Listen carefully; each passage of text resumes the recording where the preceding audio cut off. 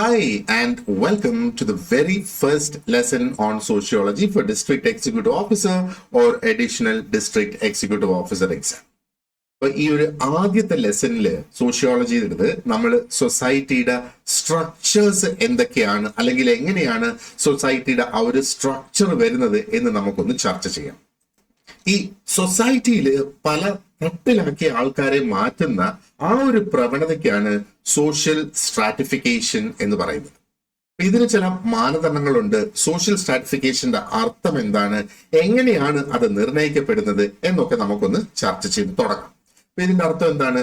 ഒരു hierarchical ranking of individuals അല്ലെങ്കിൽ ഗ്രൂപ്പാണ് ഈ സോഷ്യൽ സ്ട്രാറ്റിഫിക്കേഷൻ എന്ന് ശരിക്കും പറയുന്നത്. ഓക്കെ, അപ്പോ ഈ ഒരു റാങ്ക് ആണ് തീരുമാനിക്കുന്നത് ആർക്ക് എന്തുമാത്രം റിസോഴ്സസ് അവൈലബിൾ ആയിരിക്കും, ആർക്ക് എന്തുമാത്രം അവകാശങ്ങൾ അല്ലെങ്കിൽ ഓപ്പർച്യൂണിറ്റീസ് അവൈലബിൾ ആയിരിക്കും, ആരാണ് ഇതിനകത്ത് ഏറ്റവും കൂടുതൽ പവർഫുൾ ആയിട്ട് വരുന്നത്, ആർക്കാണ് കൂടുതൽ പ്രിവിലേജസ്, ആർക്കാണ് കുറവ് പ്രിവിലേജസ്, അതെല്ലാം ഈ ഒരു റാങ്കിങ്ങിനെ അല്ലെങ്കിൽ ആ ഒരു ഹയറാർക്കി അനുസരിച്ചാണ് വരുന്നത്, അല്ലെ? അപ്പൊ തന്നെ നമുക്കറിയാം ഈ ഒരു സ്ട്രാറ്റിഫിക്കേഷൻ എന്ന് പറയുമ്പോഴത്തേക്ക് ആൾക്കാർ തങ്ങളിൽ എന്തൊക്കെയോ അടിസ്ഥാനപ്പെടുത്തിക്കൊണ്ട് ഒരു ഡിഫറൻസസ് അവിടെ ക്രിയേറ്റ് ചെയ്ത് വരുന്നതാണ്. ഇപ്പം സൊസൈറ്റിയിൽ പല സൊസൈറ്റിയിലും അല്ലെങ്കിൽ ഓൾമോസ്റ്റ് എല്ലാ സൊസൈറ്റിയിലും ഈ ഒരു സ്ട്രാറ്റിഫിക്കേഷൻ ഉണ്ട് എന്നുള്ളത് സത്യം തന്നെയാണ്. പക്ഷെ അതിന്റെ രൂപവും അതിന്റെ ആ ഒരു ഇന്റൻസിറ്റിയും വ്യത്യാസമായിരിക്കും ഫ്രം സൊസൈറ്റി ടു സൊസൈറ്റി. പക്ഷെ എല്ലാ സൊസൈറ്റീസിലും ഇത് തീർച്ചയായിട്ടും ഈ ഒരു ഹയറാർക്കിക്കൽ ഓർഗനൈസേഷൻ ഉണ്ട്. ഏതെങ്കിലും ഒരു രീതിയിൽ അല്ലെങ്കിൽ മറ്റൊരു രീതിയിലുള്ള ഒരു ഹയറാർക്കിക്കൽ ഓർഗനൈസേഷൻ ഉണ്ട് എന്നുള്ളത് സത്യം തന്നെയാണ്. അതുകൊണ്ടാണ് അത് യൂണിവേഴ്സൽ ആണ് എന്ന് പറയുന്നത് ഈ സ്ട്രാറ്റിഫിക്കേഷൻ.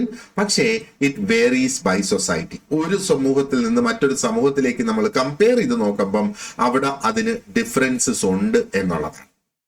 ട്യൂമൻ ആൻഡ് ഡേവിസ് മൂർ ഈ സോഷ്യൽ സ്ട്രാറ്റിഫിക്കേഷനെ ഡിഫൈൻ ചെയ്യാനായിട്ട് അവര് ശ്രമിച്ചിട്ടുണ്ട്. ലെറ്റ് us see എന്താണ് അവർ നോക്കിയിരിക്കുന്ന ആ ഒരു ഡെഫിനിഷൻ എന്ന് പറയുന്നത്.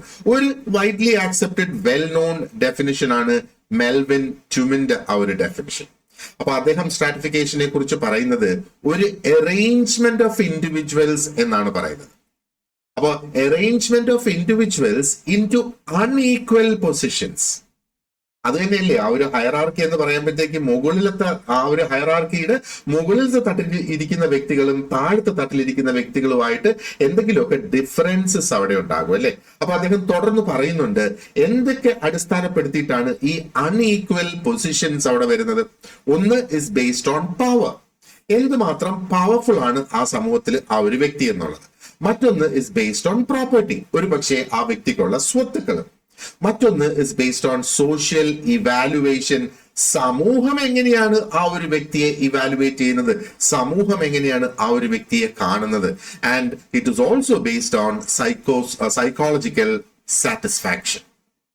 ഇത്രയും കാര്യങ്ങളാണ് ട്യൂമന്റെ ആ ഒരു ഡെഫിനിഷനിൽ പറയുന്നത്. അപ്പൊ അദ്ദേഹം ഡിസ്ക്രൈബ് ചെയ്യുന്നത് stratification is an arrangement of individuals into unequal positions എന്നാണ് പറയുന്നത്.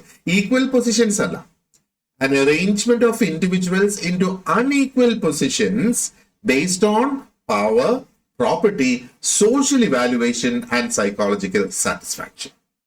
ഇനി മറ്റൊരു ഡെഫിനിഷനും കൂടെ നമുക്ക് ഇവിടെയുണ്ട്. That is by Kingsley Davis and Wilbert Moore. അവരുടെ രണ്ടുപേരുടെയും കൂടെ ആ ഒരു കാഴ്ചപ്പാട് അല്ലെങ്കിൽ ആ ഒരു വ്യൂ ആണ് ഇതിനകത്തുള്ളത്. അപ്പൊ അവര് ആർഗ്യൂ ചെയ്യുന്നത് ഒരു ഫങ്ഷണലിസ്റ്റ് സ്റ്റാൻഡ് പോയിന്റിൽ നിന്നാണ്. അവർ പറയുന്നത് എന്താണ്? Stratification ensures important positions are filled by the most qualified people.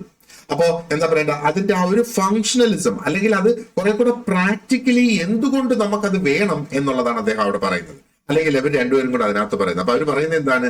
ഈ സ്ട്രാറ്റിഫിക്കേഷൻ ഒരു കാര്യം ഉറപ്പുവരുത്തും, അതാണ് അതിന്റെ ആ ഒരു ഫങ്ഷണലിസം. കാരണം അതൊരു ഒരു കാര്യം, ഒരു സംഗതി അവിടെ ഉറപ്പുവരുത്തുന്നത്. അതായത് ഒരു സമൂഹത്തില് പ്രധാനപ്പെട്ട സ്ഥാനങ്ങൾ എന്ന് പറയുന്നത് അവിടെ ക്വാളിഫൈഡ് ആയിട്ടുള്ള അല്ലെങ്കിൽ ഏറ്റവും ക്വാളിഫൈഡ് ആയിട്ടുള്ള വ്യക്തികൾക്ക് അത് ആദ്യം നൽകും എന്നുള്ളതാണ്. അപ്പൊ ഈ സ്ട്രാറ്റിഫിക്കേഷൻ കൊണ്ട് ഉള്ള ഒരു ഗുണം എന്നുള്ള നിലയിലാണ്, അല്ലെങ്കിൽ അതുകൊണ്ട് എന്താ പറയേണ്ടത്, അതിന്റെ ആ ഒരു ഫങ്ഷൻ എന്ന നിലയിലാണ് അവർ രണ്ടുപേരും കൂടെ ഇതിനെ ഡിഫൈൻ ചെയ്തിട്ടുള്ളത്.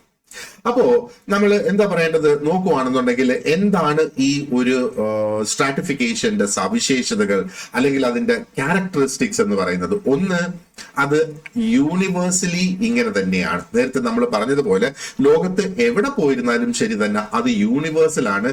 But it is not uniform. എല്ലായിടത്തും ഒരുപോലെ അല്ല അത് നടക്കുന്നത്. മനസ്സിലായില്ലേ? പലയിടത്തും പല രീതിയിലായിരിക്കും അത് നടക്കുക. ഇനി അതിന്റെ ആ ഒരു social construction will actually be different എന്നുള്ളതാണ്. പിന്നെ മാത്രമല്ല ഈ ഒരു സോഷ്യലി കൺസ്ട്രക്റ്റഡ് ആണ് ഈ സോഷ്യൽ സ്ട്രാറ്റിഫിക്കേഷൻ എന്ന് പറയുന്നത്. ആൻഡ് അതിന് ഒരു കപ്പാസിറ്റി ഉണ്ട്. ഈ കപ്പാസിറ്റി എന്തിനാണ്? To transmit inequality across generations. അതിന്റെ ഈ സ്ട്രാറ്റിഫിക്കേഷന്റെ ഒരു പ്രത്യേകതയാണ്. ഒരു ഹയർ ലെവലിൽ നിൽക്കുന്ന വ്യക്തിയും ലോവർ ലെവലിൽ നിൽക്കുന്ന വ്യക്തിയും ഒന്ന് ആലോചിച്ച് നോക്കുക. സൊസൈറ്റിയുടെ രണ്ട് തട്ടിലായിട്ട് നിൽക്കുന്നവര്, അവരുടെ ഇനി എത്ര ജനറേഷൻസ് കടന്നു പോയിരുന്നാലും അവര് അങ്ങനെ രണ്ടായിട്ട് തന്നെ നിൽക്കും. അപ്പോഴും നമ്മൾ വാദിക്കുന്നുണ്ട് നമുക്ക് ഇക്വാളിറ്റി ഉണ്ട്, റൈറ്റ് ടു ഇക്വാളിറ്റി ഉണ്ട് എന്നുള്ളത്. അപ്പൊ റൈറ്റ് ടു ഇക്വാളിറ്റി ശരിക്കും നമുക്ക് നടപ്പാക്കണമെങ്കിൽ ഈ സ്ട്രാറ്റിഫിക്കേഷൻ ശരിക്കും അവിടെ വരണം. എല്ലാവരും ഒരേ ലെവലിലായിരിക്കട്ടെ. എല്ലാവരും ഒരേ ലെവലിലല്ല. അപ്പോ അവരുടെ ജനറേഷൻസ് എത്ര തലമുറകൾ കടന്നു പോയിരുന്നാലും ശരി ഈ ഒരു ഇനിക്വാളിറ്റി അവിടെ നിലനിൽക്കും എന്നുള്ളത് ഈ ഒരു സ്ട്രാറ്റിഫിക്കേഷന്റെ മറ്റൊരു സവിശേഷതയാണ്. ആൻഡ് ഈ സ്ട്രാറ്റിഫിക്കേഷൻ അത് എന്താ പറയേണ്ടത്, അത് സോഷ്യലി കൺസ്ട്രക്റ്റഡ് ആണ്. And it is transmitted intergenerationally and involves material and symbolic dimensions എന്നുള്ളതാണ്. അപ്പൊ ഇതിനകത്ത് മെറ്റീരിയലിസ്റ്റിക് ഡയമെൻഷൻസ് ഉണ്ട്, സിംബോളിക് ഡയമെൻഷൻസ് ഇവിടെയുണ്ട്. സിംബോളിക് ഡയമെൻഷൻസ് എന്ന് പറയുമ്പോഴത്തേക്ക് ആ ഒരു സ്ഥാനം തന്നെയാണ്. മെറ്റീരിയലിസ്റ്റിക് എന്ന് പറയുമ്പോഴത്തേക്ക് ഒരു വ്യക്തിക്ക് ഉള്ള പണം, ഒരു വ്യക്തിക്കുള്ള വസ്തുക്കൾ, പ്രോപ്പർട്ടി, ഇത് കൂടുതലാണെങ്കിൽ ഒരു പക്ഷേ അവരുടെ ആ ഒരു സോഷ്യൽ സ്റ്റാൻഡിങ് കുറച്ചും കൂടെ ഒരു ഹയർ ആയിട്ട് വരും എന്നുള്ളതാണ്. അപ്പൊ ഇതിൽ നിന്ന് നമുക്ക് എന്താണ് മനസ്സിലാക്കേണ്ടത്? ഈ സ്ട്രാറ്റിഫിക്കേഷൻ എന്ന് പറയുന്നത് നാച്ചുറൽ ആയിട്ട് അല്ലെങ്കിൽ ബയോളജിക്കലി ഡിറ്റർമിൻ ചെയ്യുന്ന ഒന്നല്ല. പകരം അത് ക്രിയേറ്റ് ചെയ്യപ്പെടുന്നതാണ്, മനുഷ്യൻ തന്നെ സൃഷ്ടിച്ചെടുത്ത ഒന്നാണ്. ആൻഡ് അതിനെ നിലനിർത്തി പോകുന്നു എന്നുള്ളതാണ്. ആൻഡ് എന്താ പറയേണ്ടത്, അതെങ്ങനെയാണ് മാറുന്നത്? സോഷ്യൽ പ്രോസസ്സിലൂടെയാണ് അത് മാറുന്നത്. ഇപ്പൊ സോഷ്യൽ പ്രോസസ്സസ് എന്താണെന്നൊക്കെ ഉള്ളത് നമുക്ക് മറ്റൊരു ലെസണിൽ നമുക്ക് ചർച്ച ചെയ്യേണ്ടതായിട്ട് തന്നെയുണ്ട്. എന്താണ് ആ ഒരു ചേഞ്ച് കൊണ്ടുവരുന്ന പ്രോസസ്സസ്, അത് തന്നെയാണ് സോഷ്യൽ പ്രോസസ്സസ് എന്ന് പറയുന്നത്. അപ്പൊ ഈ സ്ട്രാറ്റിഫിക്കേഷൻ ശരിക്കും അത് നാച്ചുറൽ അല്ല, ബയോളജിക്കലി ഡിറ്റർമിൻഡ് അല്ല. ഓക്കെ, പകരം അത് ക്രിയേറ്റഡ് ആണ്, അത് മനുഷ്യൻ തന്നെ സൃഷ്ടിച്ചെടുത്തതാണ്, അതിനെ നിലനിർത്തി കൊണ്ടുപോകുന്ന ഒന്നാണ്. ആൻഡ് സോഷ്യൽ പ്രോസസ്സസിലൂടെയാണ് അതിന് മാറ്റം സംഭവിക്കുക. അപ്പൊ ഇതാണ് സോഷ്യൽ സ്ട്രാറ്റിഫിക്കേഷൻ എന്ന് ശരിക്കും പറയുന്നത്. അപ്പം PSCക്ക് പലപ്പോഴും നമുക്ക് ഇതിന്റെ ഡെഫിനിഷൻ റിലേറ്റഡ് ആയിട്ടുള്ള ക്വസ്റ്റ്യൻസ് വരും, ഇതിന്റെ ഫീച്ചേഴ്സ് റിലേറ്റഡ് ആയിട്ടുള്ള ക്വസ്റ്റ്യൻസ് വരും. ഈ സ്ട്രാറ്റിഫിക്കേഷനുമായിട്ട് ബന്ധപ്പെട്ട് കിടക്കുന്ന തിയറിസ്റ്റുകളും തിയറിനെയൊക്കെ ബേസ് ചെയ്തും നമുക്ക് ക്വസ്റ്റ്യൻസ് വരാം എന്നുള്ളത്. അപ്പോൾ ഒരു കാര്യം നമ്മളിവിടെ ഓർത്ത് വെക്കേണ്ടതെന്ന് പറഞ്ഞാൽ, ഒന്ന് ഹൈറാർക്കി നിലനിർത്തുന്നു, ഓക്കെ, ഇനിക്വാളിറ്റി നിലനിർത്തുന്നു. ആൻഡ് ഇതിന്റെ ട്രാൻസ്മിഷൻ എങ്ങനെയാണ് നടക്കുന്നത്? അത് ഇന്റർജനറേഷണൽ ആയിട്ട് ട്രാൻസ്മിറ്റ് ചെയ്ത് പോവുകയാണ്. ആൻഡ് ഇതിന്റെ കൺസ്ട്രക്ഷൻ എങ്ങനെയാണ്? It is man made, naturally ഉണ്ടാകുന്നതല്ല, മനുഷ്യൻ തന്നെ അത് പല ആവശ്യങ്ങൾക്കായിട്ട് നിലനിർത്തി പോവുകയും ചെയ്യുന്നു. ആൻഡ് സോഷ്യലി മാത്രമാണ് ഇതിനെ, അല്ലെങ്കിൽ സോഷ്യൽ പ്രോസസ്സസിലൂടെ തന്നെയാണ് ഇതിനെ ചേഞ്ച് വരുത്താനും സാധിക്കുക എന്നുള്ളത്. ഇനി എന്തൊക്കെയാണ് മേജർ ഫോംസ് ഓഫ് ഈ സ്ട്രാറ്റിഫിക്കേഷൻ എന്ന് നമുക്കൊന്ന് ക്വിക്ക് ആയിട്ട് നമുക്കൊന്ന് നോക്കാം. ഓക്കെ, അപ്പോ ഒന്ന് നമുക്കറിയാം, സൊസൈറ്റീസിന് പല ക്രൈറ്റീരിയ ഉണ്ടാകും ആൾക്കാർക്ക് ആ ഒരു റാങ്ക് കൊടുക്കുന്നത്. അത് എന്താ പറയേണ്ടത്, അതിൽ ഏറ്റവും പ്രധാനപ്പെട്ടതാണ് എന്താ പറയേണ്ടത്, ഈ കാസ്റ്റും ക്ലാസും ജെൻഡറും. ഓക്കെ, ഏറ്റവും സിഗ്നിഫിക്കന്റ് ആയിട്ടുള്ള, ഏറ്റവും പ്രോമിനന്റ് ആയിട്ട്, പ്രത്യേകിച്ചും നമ്മുടെ ഇന്ത്യൻ കോണ്ടെക്സ്റ്റിൽ ഏറ്റവും റെലവെന്റ് ആയിട്ടുള്ള 3 ഫോംസ് ആണ് കാസ്റ്റ്, ക്ലാസ് ആൻഡ് ജെൻഡർ എന്നുള്ളത്. ഇനി പവറിനെ അടിസ്ഥാനപ്പെടുത്തി വരും, അതേപോലെ തന്നെ ഒരു വ്യക്തിയുടെ സാമ്പത്തികത്തെ അടിസ്ഥാനപ്പെടുത്തി വരും. Let us see what these are. ബാക്കിയുള്ള ഫോംസ് നമുക്ക് നോക്കേണ്ടതായിട്ടുണ്ട്. But let us begin with these 3. അപ്പോൾ ആ ഒരു കാസ്റ്റ് ബേസ്ഡ് ആയിട്ടുള്ള ഒരു സ്ട്രാറ്റിഫിക്കേഷൻ അല്ലെങ്കിൽ ജാതി അടിസ്ഥാനപ്പെടുത്തിയിട്ടുള്ള ആ ഒരു വർഗീകരണം നമ്മൾ നോക്കുവാണെന്നുണ്ടെങ്കിൽ, കാസ്റ്റ് ഒരു ഹെറിഡിറ്ററി ആയിട്ടുള്ള ഒരു സംഗതി തന്നെയാണ്, അല്ലേ? അത് ജന്മന ആ ഒരു കുട്ടി ജനിക്കുമ്പോൾ തന്നെ ആ പിതാവിന്റെ കാസ്റ്റ് ഏതാണോ ആ കാസ്റ്റിലേക്കാണ് ജനിച്ച് വീഴുന്നത്. അപ്പൊ അതുകൊണ്ട് തന്നെ ഇതൊരു ക്ലോസ്ഡ് ആയിട്ടുള്ള ഒരു സിസ്റ്റമാണ് അല്ലെ, അല്ലെങ്കിൽ ഒരു ക്ലോസ്ഡ് ആയിട്ടുള്ള ഒരു സിസ്റ്റം ഓഫ് സ്ട്രാറ്റിഫിക്കേഷൻ ആണ് ഈ കാസ്റ്റ് ബേസ്ഡ് എന്നുള്ളത് വേണമെങ്കിൽ നമുക്ക് പറയാം. ആൻഡ് ട്രഡീഷണലി പരമ്പരാഗതമായി നമ്മൾ നോക്കുകയാണെന്നുണ്ടെങ്കിൽ it organises Hindu society into rigid groups. Rigid എന്ന് പറയുമ്പോഴത്തേക്ക് ഒട്ടും ഫ്ലെക്സിബിൾ അല്ല, ഫിക്സ്ഡ് ആയിട്ടുള്ള ഗ്രൂപ്പ്സിലേക്ക് അത് തിരിച്ചു മാറ്റുന്നു എന്നുള്ളതാണ്. ഇവിടുത്തെ മെമ്പർഷിപ്പ് എങ്ങനെയാണ് വരുന്നത്? Membership is fixed at birth. ജന്മന ഞാൻ നേരത്തെ പറഞ്ഞതുപോലെ ആ ഒരു കാസ്റ്റിലേക്ക് ജനിച്ചു വീഴുന്നു എന്നുള്ളതാണ്. And that remains unchanged through out once life. അപ്പൊ ആ ഒരു കാസ്റ്റിലേക്ക് ജനിക്കുന്നു, ആ ഒരു കാസ്റ്റിന്റെ പൊസിഷൻ മറ്റ് കാസ്റ്റുകളെ വെച്ച് ഈ കാസ്റ്റിന്റെ പൊസിഷൻ എവിടെ വരുന്നു, ആ ഒരു പൊസിഷൻ അതേ കണക്ക് തന്നെ നിലനിൽക്കും ആ ഒരു വ്യക്തിയുടെ ജീവിതകാലം മുഴുവൻ. മരിച്ചിരുന്നാലും അത് മാറുന്നില്ല എന്നുള്ളതാണ്. ഓക്കെ, അപ്പൊ ഇവിടെ വരുന്ന മറ്റൊരു കോൺസെപ്റ്റ് നമ്മൾ മനസ്സിലാക്കേണ്ടത് ഇസ് എൻഡോഗമി. എൻഡോഗമി എന്ന് പറയുമ്പോഴത്തേക്ക് എന്താണ്? Marriage within the same caste. അപ്പോ ഈ ഒരു കാസ്റ്റ് ബേസ്ഡ് ആയിട്ടുള്ള ഒരു സ്ട്രാറ്റിഫിക്കേഷൻ നിർത്തണമെങ്കിൽ, അത് നിലനിർത്തി കൊണ്ടുപോകണമെങ്കിൽ ഈ എൻഡോഗമി സ്ട്രിക്റ്റ് ആയിട്ട് മെയിൻറ്റെയിൻ ചെയ്യണം, ഫോളോ ചെയ്തു പോകണം എന്നുള്ളതാണ്. അപ്പൊ ഒരുപാടധികം കാസ്റ്റുകള് ഹിസ്റ്റോറിക്കലി നമ്മൾ നോക്കുകയാണെന്നുണ്ടെങ്കിൽ പലതരത്തിലുള്ള സ്പെസിഫിക് ആയിട്ടുള്ള ഓക്യുപേഷണൽ ഐഡന്റിറ്റീസും അവർക്കുണ്ടായിരുന്നു എന്ന് വേണമെങ്കിൽ നമുക്ക് പറയാം. ഇപ്പോഴും അത് ഏകദേശമൊക്കെ നിലനിൽക്കുന്നു എന്നുള്ളതാണ്. അതാണ് ആ ഒരു ഓക്യുപേഷണൽ ഐഡന്റിറ്റിയും കൂടെ ബന്ധപ്പെട്ട് തന്നെയാണ് ഈ കാസ്റ്റുമായിട്ട് റിലേറ്റഡ് ആയിട്ട് കിടക്കുന്നു എന്ന് വേണമെങ്കിൽ നമുക്ക് പറയാം. ഓക്കെ, അപ്പൊ അതാണ് endogamy, marriage within the same caste, occupation linked ആയിട്ടുള്ള റോൾസ് ആണ് പലപ്പോഴും ഇതിൽ നമുക്ക് കാണാനായിട്ട് സാധിക്കുക. Now comes the concept of social segregation.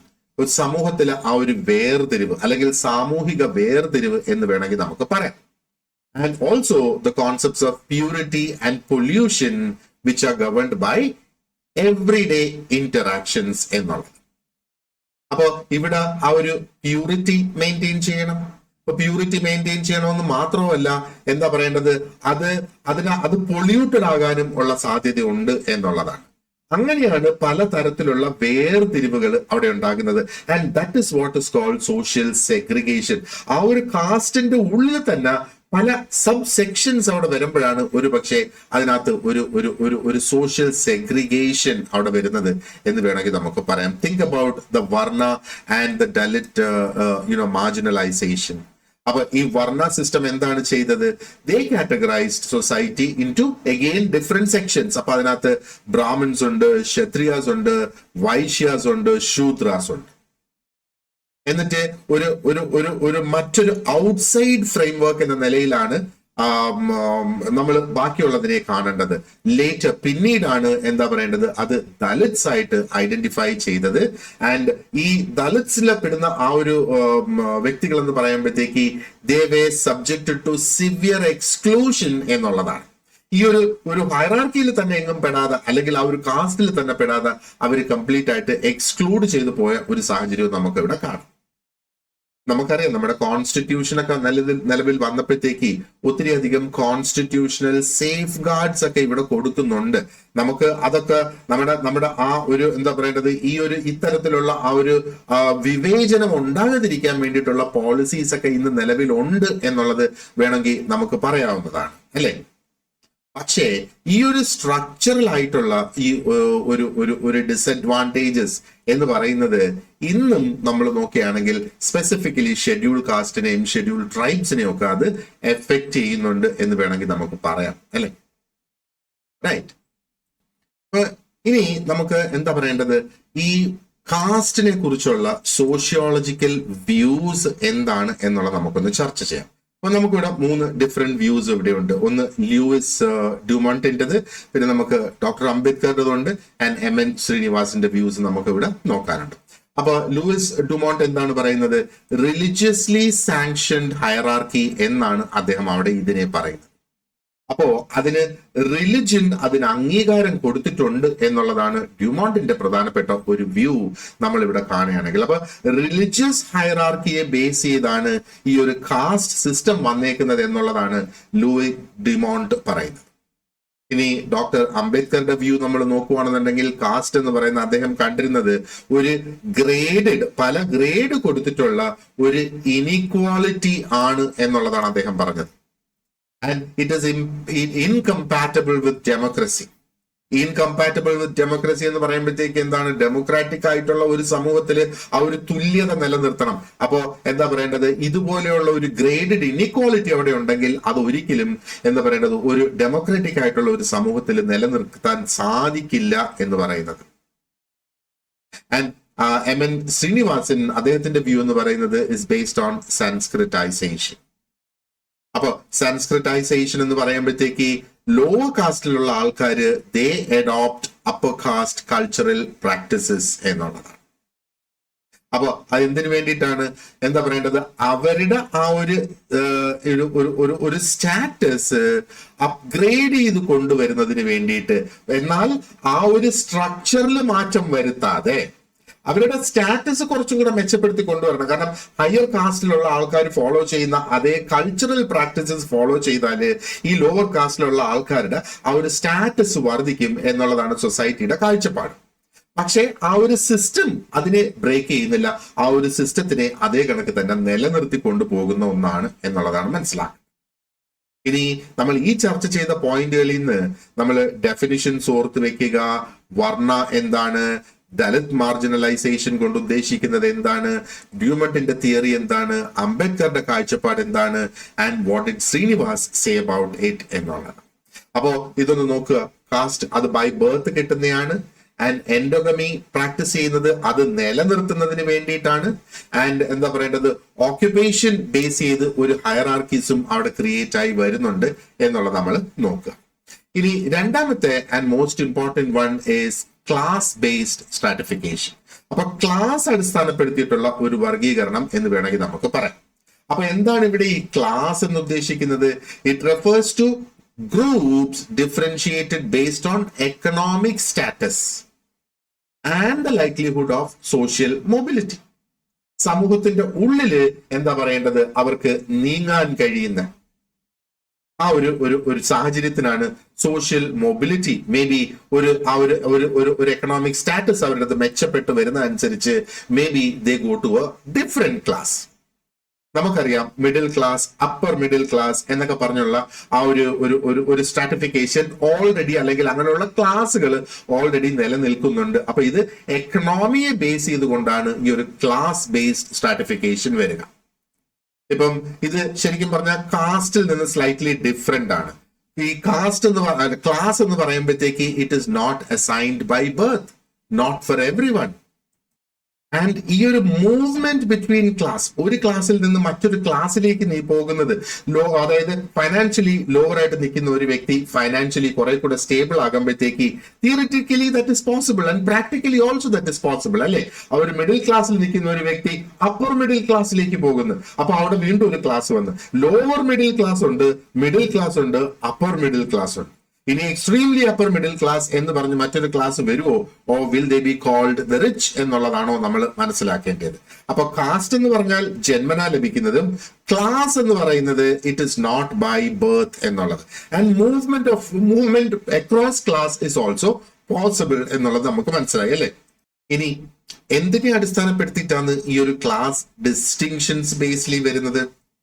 ഒന്ന് ഇൻകം, മറ്റൊന്ന് ഓക്യുപ്പേഷൻ, പിന്നെ എഡ്യൂക്കേഷൻ, നാലാമതൊന്ന് അവർ ജീവിക്കുന്ന ആ ഒരു അവർ നിലനിർത്തിക്കൊണ്ടുവരുന്ന ജീവിത നിലവാരം അല്ലെങ്കിൽ അവരുടെ ലൈഫ് സ്റ്റൈൽ എന്ന് വേണമെങ്കിൽ നമുക്ക് പറയാം അല്ലെ. അപ്പം ഇൻകം ഹയർ ആവണമെങ്കിൽ ഇറ്റ് ഇസ് ഓൾസോ ബേസ്ഡ്, ചില ഓക്യുപ്പേഷനിൽ നമുക്ക് എക്സ്ട്രീംലി എത്ര വേണമെങ്കിലും ഇൻകം നേടാൻ പറ്റുന്ന ഓക്യുപ്പേഷൻസ് ഉണ്ട്.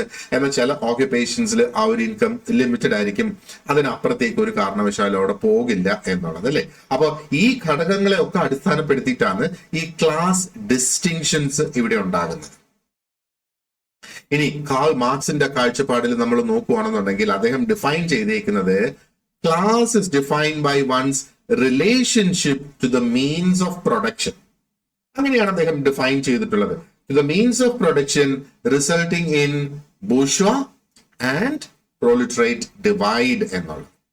അപ്പൊ നമുക്കറിയാം അദ്ദേഹത്തിന്റെ ആ ഒരു കാഴ്ചപ്പാടിൽ, അതല്ലെങ്കിൽ അദ്ദേഹത്തിന്റെ ഡെഫിനിഷനിൽ അദ്ദേഹം എന്താ പറയണ്ടേ, ഒരു ബിസിനസ് ഓണർ ആണെങ്കിൽ, ചുരുക്കത്തിൽ പറഞ്ഞാൽ ഒരു ബിസിനസ് ഓണർ ആണെങ്കിൽ അവര് ബൂർഷ്വായും അല്ലാതെയുള്ളവരെല്ലാം പ്രോലിറ്ററേറ്റ് എന്നുള്ളതാണ് പറഞ്ഞിരിക്കുന്നത്. അപ്പൊ ഈ ബൂർഷ്വാ പ്രോലിറ്ററേറ്റ് ആയിട്ടുള്ള ആ ഒരു ഡിവൈഡ് അവിടെ ഉണ്ടാക്കുന്നത് ആ ഒരു വ്യക്തിക്ക് മീൻസ് ഓഫ് പ്രൊഡക്ഷനുമായിട്ടുള്ള, മീൻസ് ഓഫ് പ്രൊഡക്ഷൻ എന്ന് പറഞ്ഞാൽ ചുരുക്കത്തിൽ പറഞ്ഞു കഴിഞ്ഞാൽ ഒരു ഫാക്ടറി നടത്താനുള്ള ആ ഒരു സാഹചര്യം, എന്തെങ്കിലും പ്രൊഡ്യൂസ് ചെയ്യുക, അതാണല്ലോ ഒരു ബിസിനസ്സുകാരൻ എന്ന് പറയുന്നത്. അപ്പൊ ഒരു വ്യക്തിക്ക് എന്തുമാത്രം ആ ഒരു സാധ്യതയുണ്ട് ആ ഒരു ബിസിനസ്സുകളിലേക്ക്, അല്ലെ സാധുത എന്ന് വേണമെങ്കിൽ നമുക്ക് പറയാം. അപ്പൊ അതിന്റെ ആ ഒരു ഡിഗ്രി അനുസരിച്ചിരിക്കും ആ ഒരു ക്ലാസിന്റെ ഡിവൈഡ് എന്നുള്ളതാണ് അദ്ദേഹം പറയുന്നത്. പക്ഷെ എങ്ങനെയൊക്കെ ആയിരുന്നാലും അതിനകത്തും സാമ്പത്തികം തന്നെയാണ് എടുത്തിട്ടുള്ളത്, അല്ലെ. മാക്സ് വെബർ ശരിക്കും ഇതിനെ ഒന്ന് എക്സ്റ്റെൻഡ് ചെയ്ത് ഒരു ഫീച്ചറും കൂടെ ഇതിനകത്ത് ആഡ് ചെയ്ത്, അല്ലെങ്കിൽ ഒരു ഡയമെൻഷനും കൂടെ ഇതിനകത്ത് ഇവിടെ കൊണ്ടുവന്ന്, ആൻഡ് ആ ഒരു ഡയമെൻഷനാണ് സ്റ്റാറ്റസ് ആൻഡ് പാർട്ടി എന്ന് പറയുന്നത്. സ്റ്റാറ്റസും പാർട്ടിയും ഇവിടെ കൊണ്ടുവന്നു. അപ്പം അവിടെ കൊണ്ടുവന്ന ഒരു പ്രാധാന്യമല്ല, എന്താ അവിടെ കൊണ്ടുവന്നത് എന്ന് നോക്കിക്കോ, പവർ എന്ന ഒരു ഘടകം അവിടെ കൊണ്ടുവന്നല്ലേ, പ്രസ്റ്റീജ് എന്ന ഒരു ഘടകവും കൂടെ അവിടെ അദ്ദേഹം കൊണ്ടുവന്നു. അപ്പം അതും ശരിക്കും എന്താ പറയേണ്ടത്, ആ ഒരു ക്ലാസ് പൊസിഷനെ സ്വാധീനിക്കുന്ന ഘടകങ്ങളാണ് എന്നുള്ളതാണ് മാക്സ് വെബർ പറയുന്നത്. ആൻഡ് പിയർ ബോർഡോ എന്താണ് ശരിക്കും അദ്ദേഹം ഹൈലൈറ്റ് ചെയ്യുന്നത്, ആ ഒരു കൾച്ചറൽ ക്യാപിറ്റൽ എന്ന് അദ്ദേഹം പറയുന്നുണ്ട്. അദ്ദേഹം കൾച്ചറൽ ക്യാപിറ്റൽ കൊണ്ട് ഉദ്ദേശിക്കുന്നത് skills, knowledge and cultural habits ആണ്. അപ്പൊ ഒരു വ്യക്തിക്കുള്ള സ്കിൽസ്, കഴിവുകള്, ഒരു വ്യക്തിക്കുള്ള നോളജ്, അറിവ്, ആൻഡ് ആ വ്യക്തിയുടെ കൾച്ചറൽ ഹാബിറ്റ്സ്, ഇത് ശരിക്കും എന്താ പറയേണ്ടത്, വളരെയധികം ഡിറ്റർമിനിങ് ഫാക്ടേഴ്സ് ആണ് ആ ഒരു ക്ലാസ് അഡ്വാൻറ്റേജിലേക്ക്, അല്ലെങ്കിൽ ഒരു വ്യക്തിയെ ഒരു ഹയർ ക്ലാസ്സിലേക്ക് നയിക്കുന്നതിന് ഇതും അതിനകത്ത് ഘടകമാണ് എന്നുള്ളതാണ് പറയുന്നത്. നമ്മളിപ്പോൾ ആ ഒരു ഇന്ത്യൻ കോണ്ടെക്സ്റ്റിൽ നിന്നുകൊണ്ട് നമ്മൾ നോക്കുകയാണെന്നുണ്ടെങ്കിൽ there is A growing middle class എന്ന് വേണമെങ്കിൽ നമുക്ക് പറയാം, അല്ലെ. എന്നാലും ആ ഒരു ഇനിക്വാളിറ്റീസ് അവിടെ പെർസിസ്റ്റ് ചെയ്ത് നിലനിൽക്കുന്നു എന്നുള്ളതാണ്. ഒരുപാടധികം പ്രശ്നങ്ങൾ നമുക്ക് ഇവിടെ ഉണ്ട്, അല്ലെ.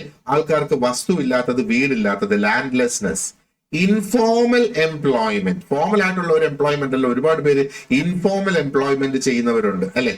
ആൻഡ് അൺഎംപ്ലോയ്മെന്റും ഒത്തിരി അധികം ഉണ്ട്. അപ്പൊ ഇതെല്ലാം ആ ഒരു ക്ലാസ് മൊബിലിറ്റി, അതായത് ഒരു ക്ലാസ്സിൽ നിന്ന് മറ്റൊരു ക്ലാസ്സിലേക്ക് ഒരു വ്യക്തി കടക്കുന്നതിനെ തടയും എന്നുള്ളതാണ് ആ ഒരു ഇന്ത്യൻ കോണ്ടെക്സ്റ്റിൽ നമ്മൾ കാണേണ്ടത്.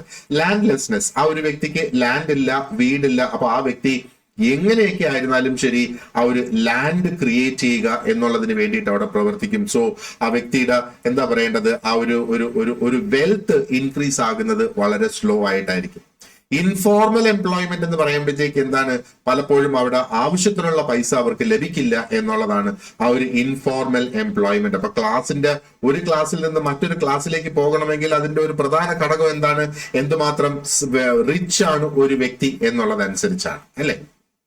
അപ്പൊ ഒരുപാടധികം വെൽഫെയർ സ്കീംസ് ഉണ്ട്, നമുക്ക് ഒരുപാടധികം പോസിറ്റീവ് ആയിട്ടുള്ള ആക്ഷൻസും എടുക്കുന്നുണ്ട് ഈ സ്കീംസിലൂടെയൊക്കെ എന്താ ഈ ഒരു ഡിസഡ്വാൻറ്റേജ് ഇല്ലാതെയാക്കി എടുക്കുന്നതിന് വേണ്ടിയിട്ട്. പക്ഷെ വീണ്ടും നമ്മൾ നോക്കുകയാണെന്നുണ്ടെങ്കിൽ ഈ സോഷ്യൽ വെൽഫെയർ സ്കീംസിന്റെയൊക്കെ ഒരു എഫക്റ്റീവ്നെസ്സിന് എന്താ പറയേണ്ടത്, ഒരു തടയിട്ട് വരുന്ന, അല്ലെങ്കിൽ എഫക്റ്റീവ്നെസ്സിനെ സ്വാധീനിക്കുന്നത് വീണ്ടും അതിന്റെ പിന്നിലുള്ള ആ ഒരു ക്ലാസ് സ്ട്രക്ചർ തന്നെയാണ് അതിനെ വീണ്ടും സ്വാധീനിക്കുക, അല്ലെ. ഇനി അടുത്തത് നമ്മുടെ ജെൻഡർ ബേസ്ഡ് ആയിട്ടുള്ള സ്ട്രാറ്റിഫിക്കേഷൻ ആണ് നമ്മൾ നോക്കുന്നത്. സോ ഇത് ലിംഗഭേദത്തെ അടിസ്ഥാനപ്പെടുത്തിയിട്ടുള്ള ആ ഒരു വർഗീകരണം, അതാണ് ഈ ഒരു ജെൻഡർ ബേസ്ഡ് ആയിട്ടുള്ള ആ ഒരു സ്ട്രാറ്റിഫിക്കേഷൻ എന്ന് പറയുന്നത്. അപ്പൊ ജെൻഡർ ബേസ്ഡ് സ്ട്രാറ്റിഫിക്കേഷൻ ശരിക്കും അത് എവിടെ നിന്ന് വരുന്നു അത് നോക്കുകയാണെന്നുണ്ടെങ്കിൽ ഇറ്റ് എമേർജസ്, അല്ലെങ്കിൽ എന്തുകൊണ്ട് അത് വരുന്നു എന്ന് നോക്കുകയാണെന്നുണ്ടെങ്കിൽ, ഒന്ന് unequal distribution of power, unequal distribution of resources and opportunities based on gender. ഇപ്പൊ ഒരു ഫാമിലി നമ്മൾ എടുത്ത് നോക്കുകയാണെന്നുണ്ടെങ്കിൽ ആ ഒരു family, head of the family എന്ന് പറയുന്നത് ആ വീട്ടിലെ അമ്മയല്ല, അച്ഛനല്ലേ, ഒരു ഹെജമനിക് സമൂഹമല്ലേ. അപ്പൊ നോക്ക്, അവിടെ ഒരു അൺഈക്വൽ ഡിസ്ട്രിബ്യൂഷൻ ഓഫ് പവർ അവിടെ വരും. ആ ഒരു പുരുഷന് ആക്സസ് ചെയ്യാൻ പറ്റുന്ന അത്രയും റിസോഴ്സസ് ആ ഒരു സ്ത്രീക്ക് ആക്സസ് ചെയ്യാനായിട്ട് സാധിക്കുന്നില്ല. അപ്പോ എഗെയിൻ എന്താ പറയേണ്ടത്, ഒരു അൺഈക്വൽ ഡിസ്ട്രിബ്യൂഷൻ ഓഫ് റിസോഴ്സസ് അവിടെ വരുന്നത്. അതേപോലെ തന്നെ ഓപ്പർച്യൂണിറ്റീസും ജെൻഡർ ബേസ്ഡ് ആയിട്ടാണ് വരുന്നത് എന്ന് നമുക്ക് കാണാം. അപ്പോ എന്താ പറയേണ്ടത്, ഈ ജെൻഡർ റോൾസ് എന്ന് പറയുന്നത് ഇസ് നോട്ട് ഒരു ബയോളജിക്കൽ റോൾ അല്ല. ഓക്കെ, ഈ ജെൻഡർ റോൾസ് എന്ന് പറയുന്നത് സോഷ്യലി കൺസ്ട്രക്റ്റഡ് ആയിട്ടുള്ള റോൾസ് ആണ്. അപ്പൊ നമ്മുടെ സമൂഹം തന്നെ തിട്ടപ്പെടുത്തി എടുത്തിട്ടുള്ള ചില റോൾസ് ആണ് ഈ ജെൻഡർ റോൾസ് എന്ന് പറയുന്നത്. ഇപ്പം നമ്മൾ എന്താ പറയേണ്ടത്, പുരാതന കാലം മുതലേ കേട്ട് വരുന്നതാണ് പുരുഷൻ പുറത്ത് ജോലിക്ക് പോകും, സ്ത്രീ വീട്ടിലിരുന്ന് കുട്ടികളെ വളർത്തും എന്നുള്ളത്. ജെൻഡർ റോൾസ് ആണ്. അതിന് പിന്നെ മാറ്റമൊക്കെ വരുന്നുണ്ട്. But those are gender based roles. അത് ജന്മന ഉണ്ടാകുന്ന ആ ഒരു റോൾസ് അല്ല. ഐ മീൻ ജസ്റ്റ് അതൊരു ഫീമെയിൽ സെക്സിലോ അല്ലെങ്കിൽ ഒരു മെയിൽ സെക്സിലോ ജനിച്ചു എന്നും പറഞ്ഞ് അത് ഓട്ടോമാറ്റിക്കലി കിട്ടുന്നതല്ല. അത് സമൂഹം ക്രിയേറ്റ് ചെയ്ത ഒന്നാണ്. അവിടെയാണ് ആ ഒരു പേട്രിയാർക്കൽ നോംസ് വരുന്നത് അല്ലേ. ഇപ്പൊ പേട്രിയാർക്കൽ നോംസ് എന്ന് പറയുമ്പോഴത്തേക്ക് അത് പുരുഷന്മാർക്ക് കൂടുതൽ പ്രിവിലേജസ് കൊടുക്കുന്നു, ആൻഡ് സ്ത്രീകൾക്ക് എന്താ പറയേണ്ടത് കുറെ അധികം ലിമിറ്റേഷൻസ് അവിടെ കൊണ്ടുവരികയാണ്. ഒരു ജെൻഡർ മൈനോറിറ്റി എന്ന നിലയിൽ നമ്മൾ അതിനെ കാണണം. അപ്പൊ ഇത് നമ്മൾ നോക്കുവാണെങ്കിൽ ആ ഒരു ഡിവിഷൻ ഓഫ് ലേബറിൽ തന്നെ അവിടെ ഉണ്ട് എന്നുള്ളത് അല്ലെ. ഇപ്പൊ സ്ത്രീകൾ പലപ്പോഴും അൺപെയ്ഡ് ആയിട്ടുള്ള ഒത്തിരി അധികം ജോലികൾ അവർ ചെയ്യാറുണ്ട്, അല്ലെങ്കിൽ ലോ പെയ്ഡ് ആയിട്ടുള്ള ജോലികൾ സ്ത്രീകൾ ഒരുപാട് അവിടെ ചെയ്യാറുണ്ട് എന്ന് നമുക്ക് കാണാം. ആ ഒരു ഡിവിഷൻ ഓഫ് ലേബർ വന്നപ്പോഴത്തേക്ക് തന്നെ അത് ഒന്ന് ആലോചിച്ച് നോക്കുക.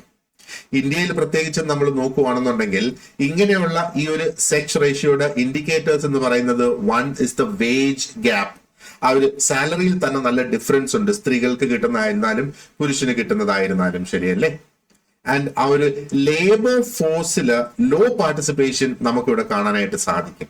ജെൻഡർ ബേസ്ഡ് ആയിട്ടുള്ള ഒരുപാട് വയലൻസ് അല്ലെ, സ്ത്രീകൾക്കെതിരെ അക്രമങ്ങൾ, it starts from the family, കുടുംബത്തിൽ നിന്ന് തന്നെ സ്റ്റാർട്ട് ചെയ്യുന്നതായിട്ട് നമുക്ക് കാണാം എന്നുള്ളത്.